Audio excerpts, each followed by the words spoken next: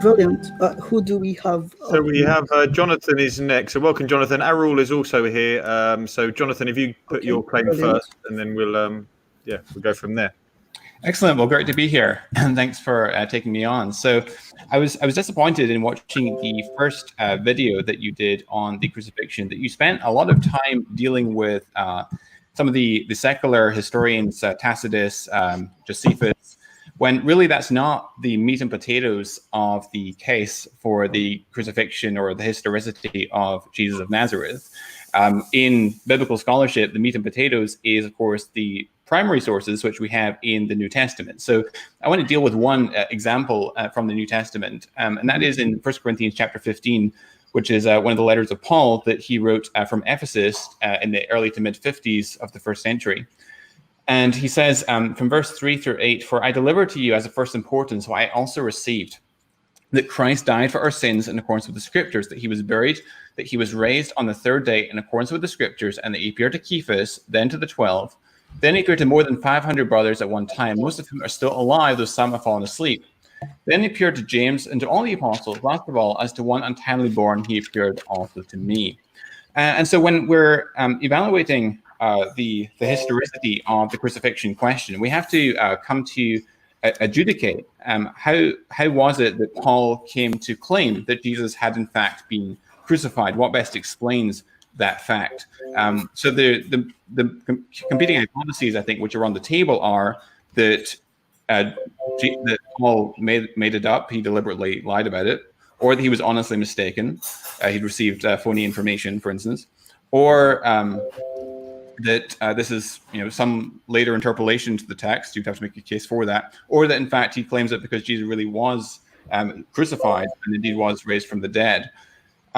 So which of these alternatives would you subscribe to? I mean, obviously Paul was someone who was personally acquainted with Jesus' brother James and with Jesus' closest disciple Peter, and so he was in a position to be in the know as to what was being claimed and asserted by Peter and James and the 12 apostles, etc. So how would you explain the origins of Paul's assertion of the crucifixion of Christ? Jonathan, if you could just answer me briefly, what is the date for those manuscripts of 1 Corinthians 15 that you're appealing to? Well, the book of 1 Corinthians was written in the early to mid-50s AD from Ephesus. But what is the earliest manuscript that you have on that? I don't know. I'm not a textual critic. I don't have that at my fingertips. So P46 is from the 3rd century.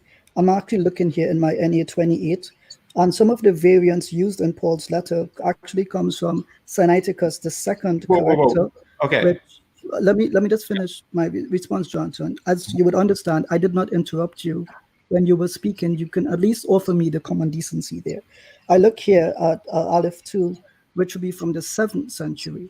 So when you say that Paul wrote this, what recension or what version of Paul's work are you appealing to historically that you can validate? So you're contesting that Paul wrote this text? No, contesting what recension you're basing your argument upon. Wait. So your argument is basically that Paul did not assert the crucifixion. Am I understanding that correct? That is not my argument. I'm asking you a foundational question. You're appealing to a source, which is this document, 1 Corinthians 15. I'm asking you, what recension or form of that text are you appealing to? I'm appealing to, this is the consensus view of what 1 Corinthians says. I mean, there's no textual critic at all. I mean, there's no textual fragment of which I'm aware where this relevant section appears where that block of text is not present. And indeed, you do even need this particular. So even if we assume, which no credible scholar would subscribe to, the proposition that this is a later interpolation into the text by a later scribe, even if we were to assume that, I mean, there's so many passages throughout Paul's letters that affirm the crucifixion that it's undeniable that Paul affirmed the crucifixion. So, and it's also undeniable that Paul was personally acquainted with Jesus' brother James and his close disciple Peter. And Paul also even represents what he's now preaching concerning the crucifixion, burial, and resurrection of Christ to be consistent with what's already been preached by those individuals. Because he says in verse 11 of that same text, where then it was I or they, so he preached and so he believed. And so if Peter and James, who were eyewitnesses to Jesus, asserted the crucifixion, then that's very strong historiographical evidence that actually happened, right? Okay, brilliant, Jonathan. So I listened to you and you said you had to make a couple of assumptions, right? So I'm happy that you're going to appeal to the consensus of scholarship. I guess I could appeal to the Sanhedrin and their consensus on Jesus being a sorcerer, but I prefer not to do that because I prefer to ask questions. So it would seem to me that you don't have any idea about the date of the ascension that you're appealing to. You don't want to acknowledge that you have no first century extant sources on this. Would you be willing to accept that on camera, that you don't have any extant first century sources of 1 Corinthians 15? So you're, that's absolutely correct. There are no first century sources of any New Testament. There's no first century manuscript copies of any New Testament document. So that's not contested. So how do you know then that this chapter goes back to the first century? Help educate me. Well, you're equivocating two things. You're equivocating the original autograph and what the original autograph said, and the manuscript copies of that original autograph. Obviously, we don't still have the original autograph, but the discipline of textual criticism is attempting to determine what the original manuscript said. And I don't know of any scholar that would assert that 1 Corinthians 15 was an interpolation into the text of 1 Corinthians. Even on the assumption or the hypothesis that you're correct on this, which I don't think any textual critic would back you up on it. But even if you're correct, I mean, you surely wouldn't deny that all of the references in Paul to the crucifixion are later textual interpolations, would you?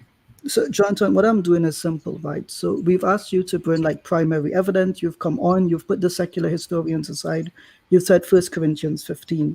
So I'm sticking to 1 Corinthians 15. We can look at other passages, and that's reasonable. But here is the question. When you say to me, with certainty, Paul wrote this in these words, I'm sure that you have an evidence for this, right? So if you tell me, well, textual critics say that, okay, how do textual critics arrive at that conclusion? And what is their level of certainty that Paul, in his own hand, or an amanuensis, wrote it on his behalf? Like, what is the method that they're using? Because it would be easy for me to say textual critics agree that there is more than one hand to Paul's letters, which is the consensus.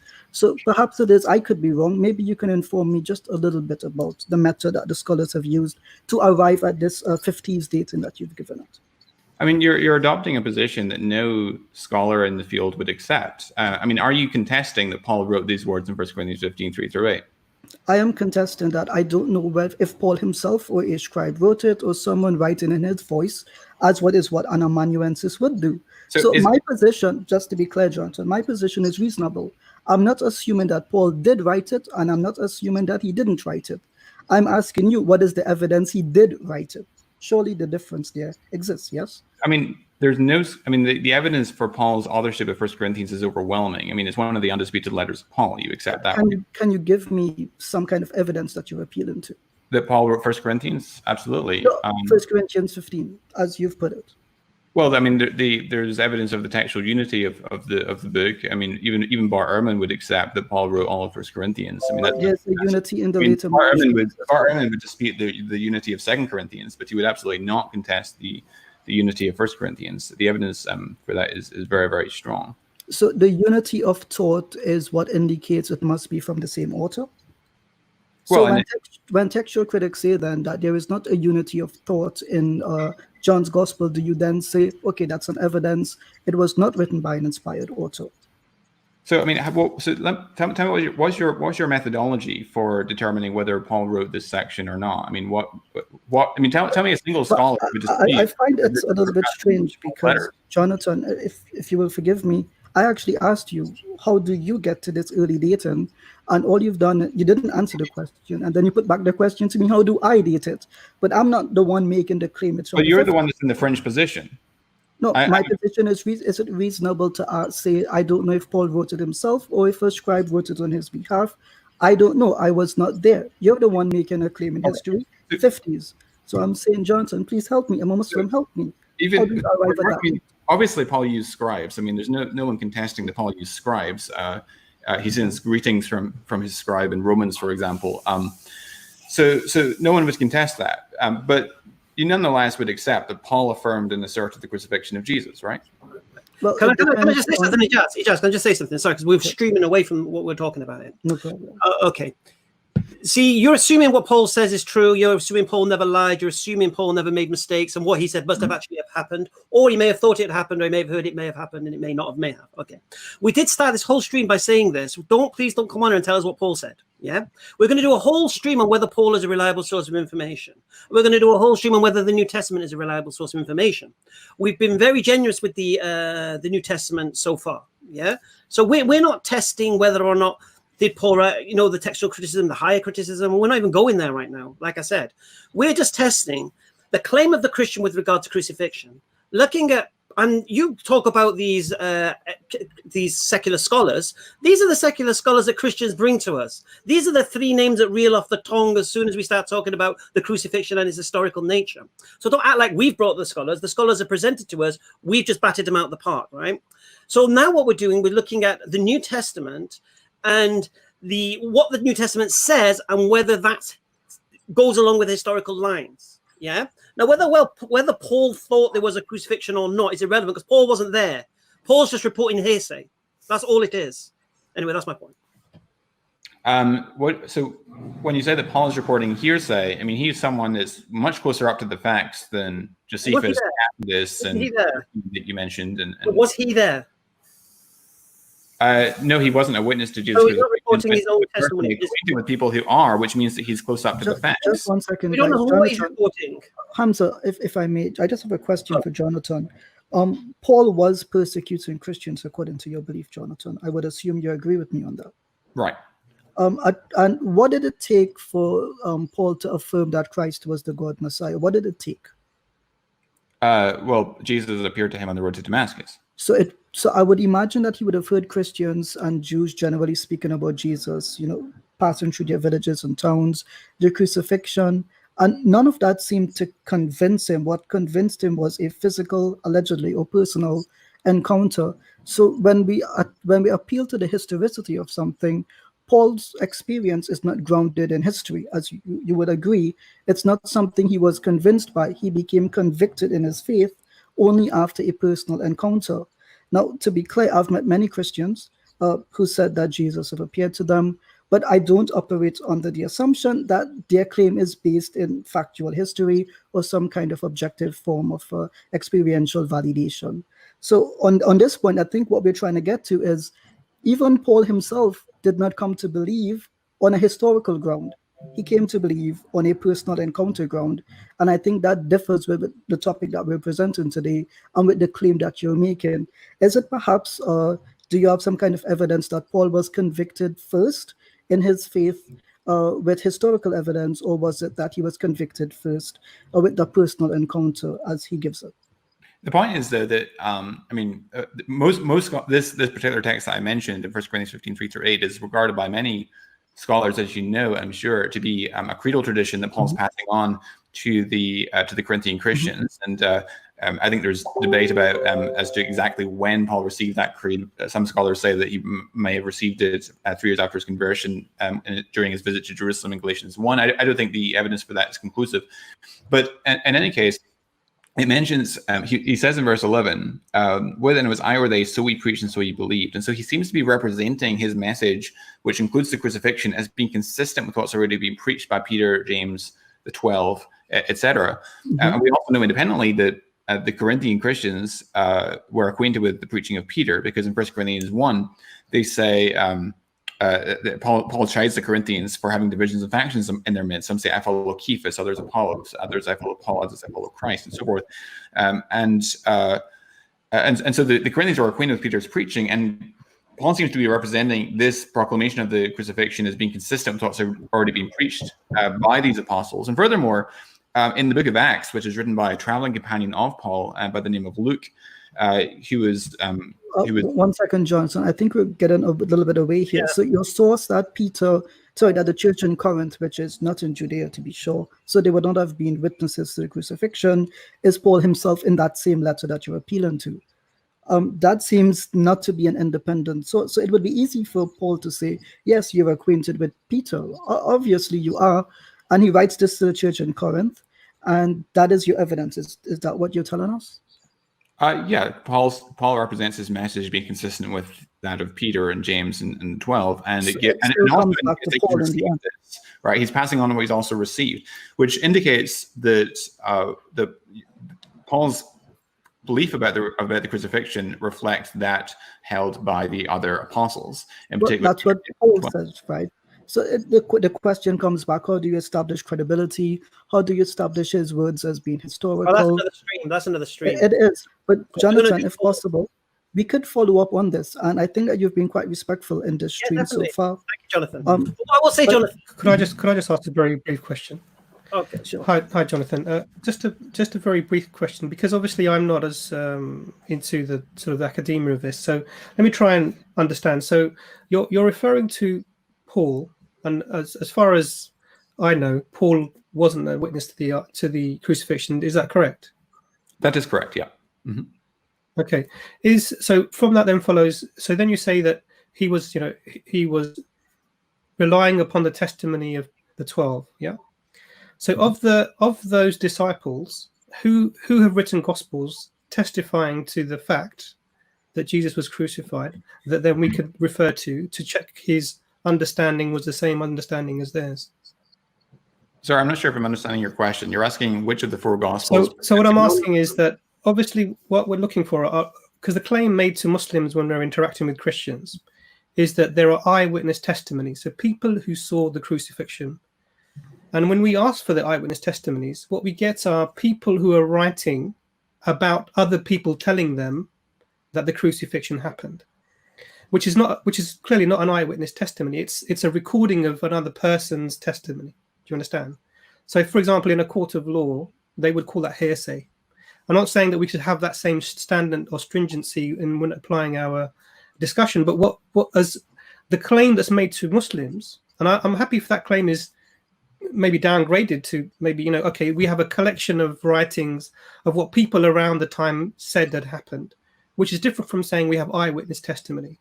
So for me as a Muslim, when I discuss this topic, the thing that always often thrown at me is that we have eyewitness testimony. Now, for me, that means we have writings from people who saw the crucifixion with their eyes and they wrote it down, and that's what we have presented before us. So even though you bring Paul, I don't think he doesn't fall into that category. So you said that his testimony was the same as that of the 12, but I'm not aware of the other 12 all having written gospels. So how would you verify what that statement that you made, that what Paul says is what the other 12 were saying? How would you do that? So 2 points there. One is that Paul claims that he's claiming to the Corinthians, who wouldn't be in a position to know this, that what he's preaching concerning the crucifixion is consistent with what's already being proclaimed by the apostles, and particularly Cephas and James and so forth.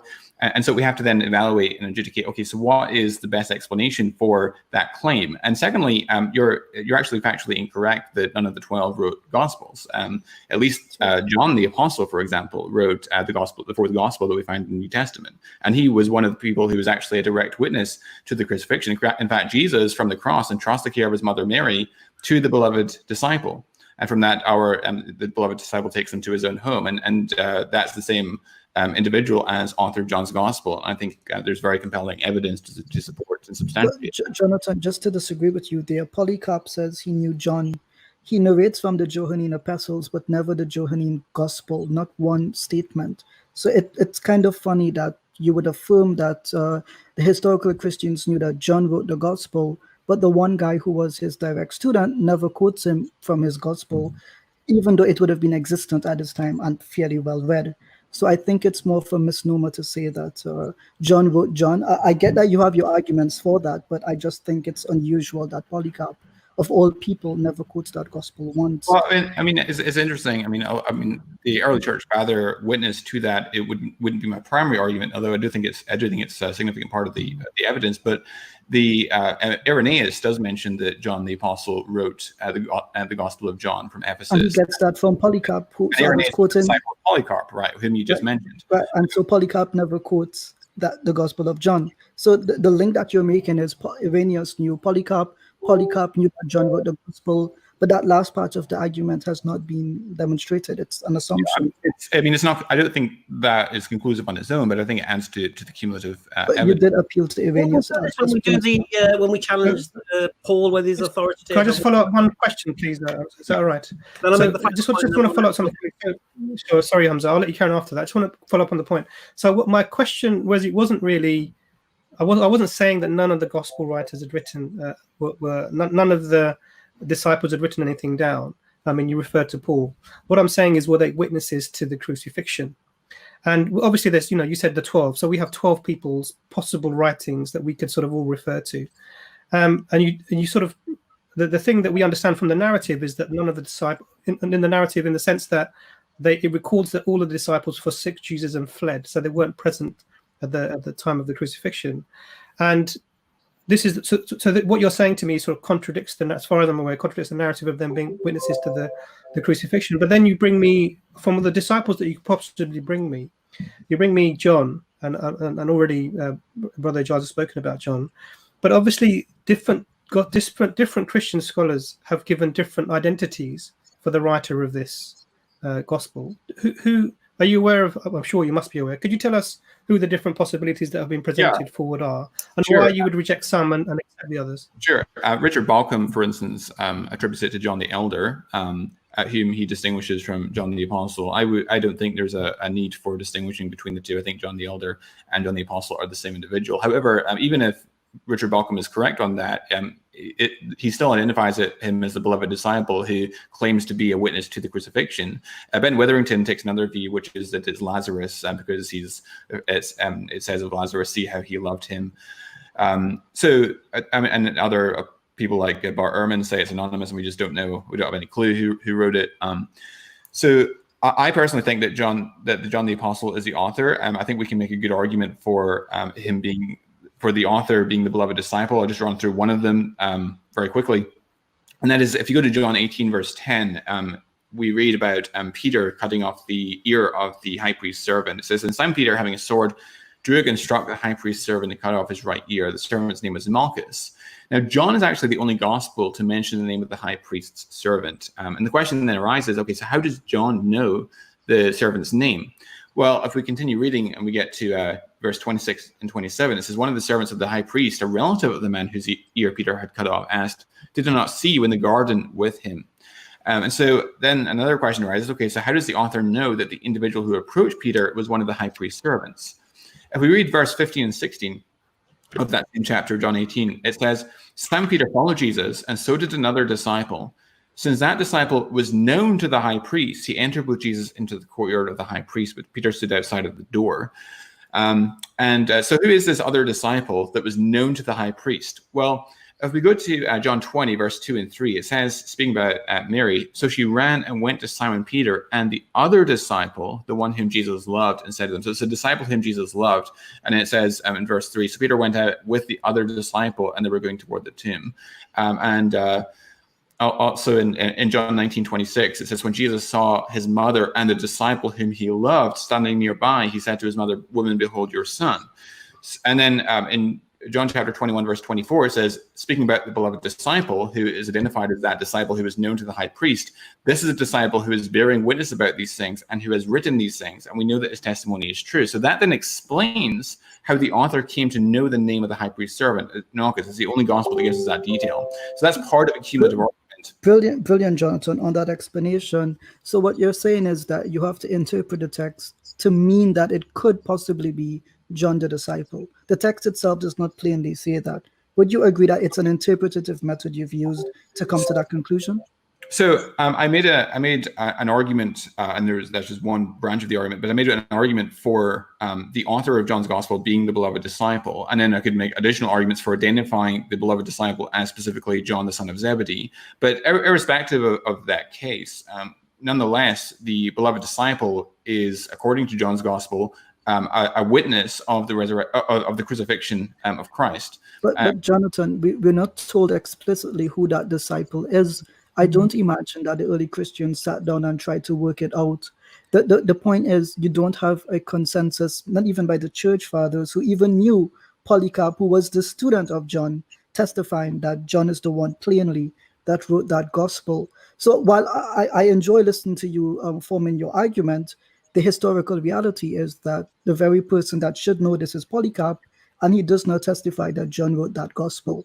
We can work it out by a process of elimination exactly who the beloved disciple is, because from the list of those that are present in some of the scenes, including cross-references with the synoptic gospels, he has to have either been Andrew, Peter, James, or John, and he can't be Andrew since Andrew is named in John's gospel. He can't be Peter. One second, Jonathan. This idea of the process of elimination, are you familiar with Michael Lacona's literary spotlighting theory? Yes. So in that theory, just correct me if I'm wrong, it is okay to leave off additional witnesses who would have been there if it does not serve the purpose of the story or that the author intends, correct?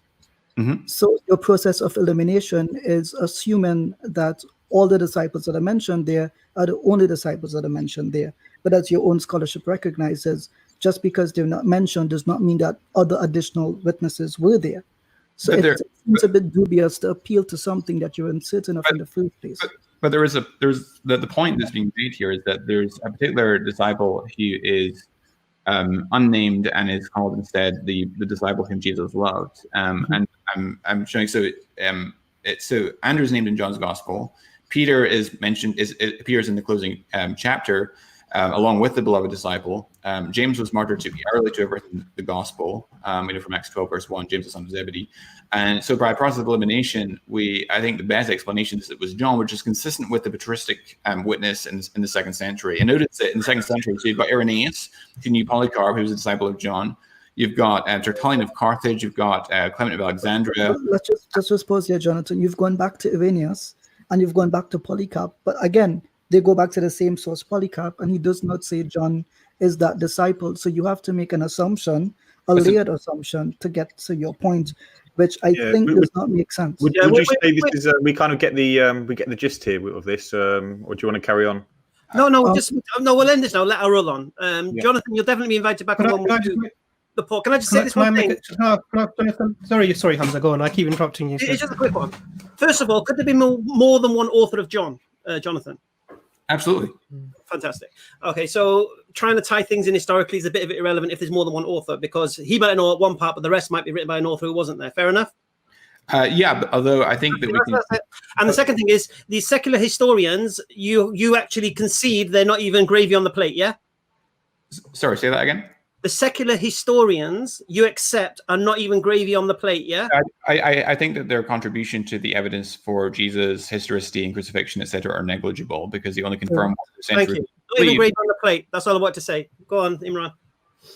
So I just really thank you, Jonathan, for your explanation. So the couple of things that I want to come to mind when you mentioned sort of you believe John as being one of the disciples that was there, is that there is a big disparity between the narrative that we see of the crucifixion that we see in John compared to the synoptic gospels. Which do you hold as being the truer version of events? How do you, because obviously even the statements that Jesus makes, even the spear in the side are sort of exclusive. The spear in the side is sort of exclusive to John. And we see sort of the statements that Jesus makes, the last words on the cross, etc., are different. So for you as a Christian, when you're trying to sort of reconcile the difference in the narratives, and then we have the synoptics, and then we have John almost as an isolated, complete different, with respect, viewpoint, would you hold that as being the truer version of events, or would you say that the version of events sold by the synoptics is the truer version of events? What's your take on that? And the other thing I didn't understand, and you can maybe explain to me, is why would John, if he was the author, be calling himself the beloved disciple rather than referring to himself in the first person or even the second person? Yeah, so on the first of these points about apparent contradictions in the passion narratives between John and the synoptics, we need to look at specific examples. I personally, having reviewed I've literally gone through every single example that Bart Ehrman's ever published on alleged contradictions, and I do not think that there are any contradictions in the passion narratives that we find between John and the synoptic gospels. I'll give you an example. This is one that is found in Bart Ehrman's book, Jesus Interrupted, which I personally think this one's his best example. So I'm not picking low-hanging fruit, but So this is to do with the day of crucifixion between the Synoptics and John's Gospel. As you know, the argument goes that the Synoptic Gospels present Jesus as being crucified on the eve of Passover, on the day of Passover, and John's Gospel changes the day to the eve of Passover, the 14th of Nisan, in order to have Jesus crucified at the same time as the Paschal lambs. And his argument is, so in Mark 14:12, it says, on the first day of unleavened bread, when he sacrificed the Passover lamb, his disciples said to him, where will you have us go and prepare for you to eat the Passover? Whereas John 19:14 says, which is describing the same scene where Jesus is condemned to be crucified, it says, now it was the day of preparation of the Passover. So when we look at John more carefully, we see that he doesn't actually say that that it was the day of preparation for the Passover, but rather he says it was the day of preparation of the Passover. And in fact, Mark uses that exact same term, but he also tells what it means. So in Mark 15:42, it says, when evening had come, since it was the day of preparation, that is the day before the Sabbath. So in other words, preparation actually means the preparation for the Sabbath. And furthermore, in John 19:31, it says, since it was the day of preparation, so the bodies would not remain on the cross on the Sabbath, for that Sabbath was a high day, the Jews asked Pilate that their legs might be broken and that they might be taken away. So John actually agrees with Mark that it was a day. Jonathan, this is going to go on and on. Let me just say something. Are you saying that the synoptics are in line with John historically? Correct. There's no historically errors, no? Not on the Passion narrative, no. No, in any of the narratives? Not on the Passion narrative. And in the other narratives? I think that you can make a case. I think there's a handful of cases where I would make a case for examples of good faith errors. So this would then tell us the historicity of those particular gospels, if they're having different narratives about the same event. So I make a distinction between deliberate distortion of the fact and good faith mistake. All right, no worries. All right, Jonathan, we'll call you back on when we do Paul and when we do the reliability of the New Testament, because I think what you said now, you're going to need that for then. For this particular thing, we're challenging the historicity of the crucifixion with regards to what the New Testament says, not whether or not who said it. So if Paul says something, it means nothing to us. If Mark said it, it means nothing to us. It's whether the events described happened historically. That's what we're questioning, yeah? But thank you for rejecting the secular scholarship. That's fantastic. Paul, take care, Jonathan. Thanks a lot, Jonathan. Message us on Facebook and we'll organise, set something else up, because I enjoyed that. Thanks a lot. Cheers, all the best, Jonathan. So we have a rule on the. Can I just before a rule comes on, if I could just very briefly summarize. So it's very interesting, Jonathan's contribution, and I think Jonathan's contribution is something that people should understand and take on. So what he said was that the extra biblical historians that people refer to, you should not refer to them because they're negligible in terms of evidence. For me as a Muslim who's interacted with Christians, the number of people that I've spoken to who then will point to Josephus, etc., and say, look, we have extra biblical evidence. Hear Jonathan very well. He said it's negligible as a form of evidence. I don't think really we understood Paul wasn't an eyewitness, so therefore couldn't be described as an eyewitness to the crucifixion. And then obviously the issue with John, we spoke about the multiple authors and the fact that the narrative doesn't compare with the other synoptics. And so we have an issue with that as a historical document, not as a document you take on faith, but as history. And that was just wanted to summarize very briefly that.